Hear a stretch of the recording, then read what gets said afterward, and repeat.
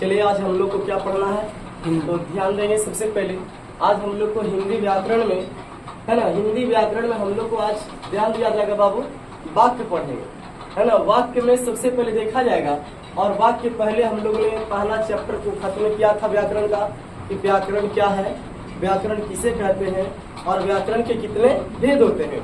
ये पहले आप लोगों ने पूरी जानकारी कर ली है कि व्याकरण के कितने भेद होते हैं, 5 भेद, है ना। तो उसी प्रकार अगले पाठ में हम लोग हिंदी व्याकरण चल रहे हैं, जिस पाठ का नाम है वाक्य। आज हम लोग पढ़ने जा रहे हैं वाक्य के बारे में।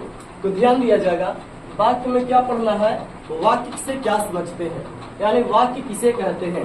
तो ध्यान देंगे, सबसे पहले वाक्य के बारे में चलेंगे तथा विचार की पूर्णता को प्रकट करने वाले वैसे शब्द समूह को वाक्य कहते हैं जिसमें कर्ता और क्रिया दोनों होते हैं, है ना। क्या कहता है कि विचार की पूर्णता को प्रकट करने वाले वैसे शब्द समूह को वाक्य कहते हैं जिसमें कर्ता और क्रिया दोनों होते हैं, है ना। जैसे मान लिया जाए किसी प्रकार की वाक्य लेते हैं, जैसे वाक्य में दिया गया है मोहन पढ़ता है, मोहन पढ़ता है। यदि मोहन ना होता तो पढ़ने की क्रिया कौन करता, यानी पढ़ना सिर्फ ऐसा ही शब्द रह जाता। इसलिए ये शब्द पढ़ने का जो शब्द कर रहा है, जिसकी कार्य के प्रति बता रहा है, तो कार्य कौन कर रहा है, मोहन। यानी मोहन वो अगर ना होता व्यक्ति मोहन, तो पढ़ने का कौन काम करता वो पता नहीं।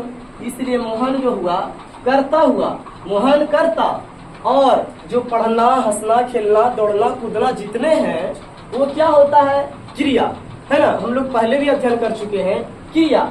उसी प्रकार मोहन करता हुआ और क्रिया पढ़ना हुआ।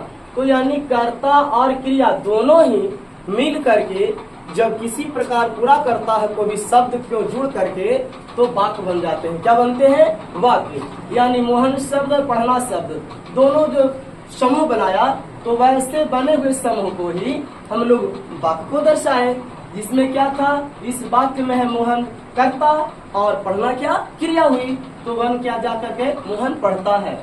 ठीक उसी प्रकार दूसरे एग्जाम्पल देखिए, उदाहरण दिया गया है, सीता पढ़ती है, यानी सीता इसमें आपकी कर्ता हो गई और पढ़ने का कार्य सीता कर रही है, यानी पढ़ना आपका क्रिया हुआ।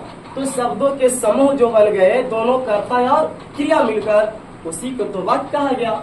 अगले नंबर ध्यान दीजिएगा, कहता रचना के आधार पर वाक्य 3 प्रकार के होते हैं। यदि पूछ दिया जाए प्रश्न में, है ना, परीक्षा पेपर में पूछ दिया जाए कि वाक्य रचना के आधार पर वाक्य के कितने भेद होते हैं, तो बताना होगा हम लोग के बाबू कि रचना के आधार पर वाक्य के कितने भेद या कितने प्रकार, तो 3 प्रकार के होते हैं। 3 भाग में बांटा गया है, 3 भेद होते हैं। किसकी, वाक्य के रचना के आधार पर, है ना।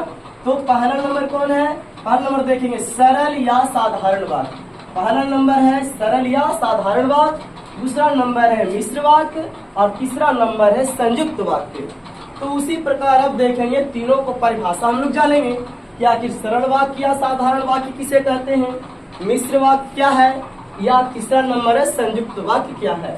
तो चलेंगे हम लोग, ध्यान दीजिएगा बोर्ड पर। सरल वाक्य में आएंगे, कहता जिस वाक्य में एक क्रिया एवं एक कर्ता है, जिस वाक्य में चाहे किसी प्रकार का कितना बड़ा वाक्य हो, लेकिन जिसमें यहाँ पे फरमा दिया है, स्पष्ट कर दिया है कि क्रिया कितने होनी चाहिए, एक, कर्ता कितना होनी चाहिए, सिर्फ एक।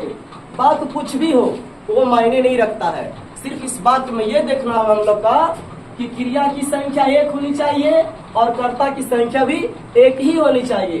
तो उस प्रकार की वाक्य को हम लोग सरल वाक्य कहते हैं। क्या बोलते हैं, सरल वाक्य या साधारण वाक्य कहते हैं। जैसे देखिए वर्षा होती है, जैसे लिखा हुआ है वर्षा होती है, यानी वर्षा जो हुआ, आपको काम जो है वो कर्ता के रूप में कहा। अगर वर्षा न रहता तो बारिश तो होती, बारिश होने की क्रियाएं ना होती, है ना। तो वर्षा होती है, होना जो हुआ क्रियाओं को दर्शा रहा है। क्या हो रहा है, वर्षा हो रहा है, वर्षा हो रही है ना। इस प्रकार की वाक्य है, वर्षा हो रही है, यानी वर्षा होने की क्रिया, इसमें एक कर्ता और एक क्रिया है। तो इस प्रकार की जो समूह बनते हैं शब्द से, उसे हम लोग क्या बोलते हैं, सरल वाक्य बोलते हैं। इसमें एक क्रिया है और एक कर्ता है। दूसरे नंबर ठीक उसी प्रकार है मिश्र वाक्य। तो मिश्र वाक्य में देखिएगा, कहता जिस वाक्य में एक सरल वाक्य के अलावा या अतिरिक्त बोलेंगे दूसरा अंग वाक्य हो उसे मिश्र वाक्य कहते हैं, है ना।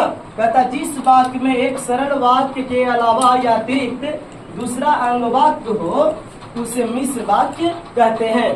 जैसे क्या दिया गया है, मैं खाना खा चुका तो वह आया, यानी कहने का मतलब एक वाक्य साधारण वाक्य पहले से है और दूसरा वाक्य और आया, वो कौन वाक्य आ गया। ये तो इसमें आपका करता मैं क्या किया, खाना खा लिया, मैं खाना खा चुका, यानी खाना खा चुका तो दूसरा व्यक्ति और वहाँ उपस्थित हो गए, यानी दूसरा वाक्य और आ गया। इसमें क्या करता हुआ, वह करता हो गया और क्रिया आया हो गया, यानी कि साधारण वाक्य के अलावा दूसरा वाक्य और एक उपस्थित हो गया। तो इस प्रकार की वाक्य को मिश्र वाक्य कहा जाता है। तीसरे नंबर देखेंगे संयुक्त वाक्य, देखिएगा, है ना। संयुक्त वाक्य किसे कहते हैं, तो देखिए परिभाषित किया गया है कि जिस वाक्य में साधारण या मिश्र वाक्य का मेल संयोजक का व्यवहार द्वारा होता है उसे संयुक्त वाक्य कहते हैं। संयुक्त का मतलब क्या, युक्त मतलब जुड़ जाना, युक्त का मतलब जुड़ जाना।